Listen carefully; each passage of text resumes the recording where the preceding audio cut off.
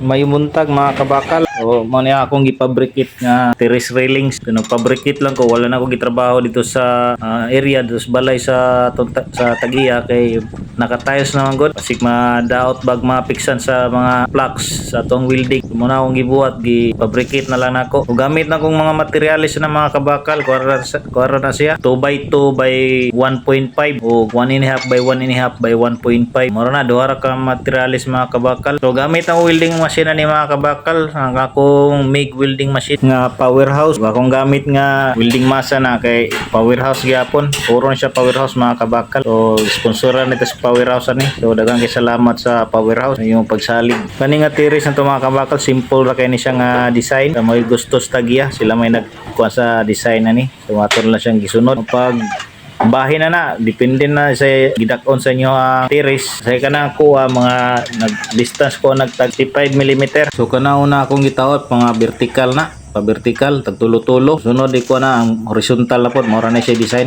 Vertical ug horizontal na siya mga kabakal. So mao na style nako mga kabakal. Fabricate ko, pick up, tacking lang usa. Niyara ko na full wheel ko, mabuo na ginasya nako tanan. Dali ra kung natay sipyat, dali ra to pagtanggal. Sa ako mga subscriber, daghang kay salamat sa inyong mga suporta. Hapit na ta mag 55,000. Sa mga nagtanaw karon nga wala pa ka-subscribe, maligo sa inyo nga mag-subscribe. Dako na kay tabang sa kuha ug paki-like ang akong mga video. Daghang salamat. Kanay di akong ipabricate karon mo ni sa atubangan. So napakuhimo na ni nga tulo ka buok mga kabakal para sa kilid. Atubangan ni napani si kaatbangan ni. So atong portahan na ni gusto sa Tagiya, sliding po di siya. So ang color na to ani mga kabakal itom. So na natong itiraan na ang epoxy primer. Tapos sundan na to epoxy enamel para sinaw siya.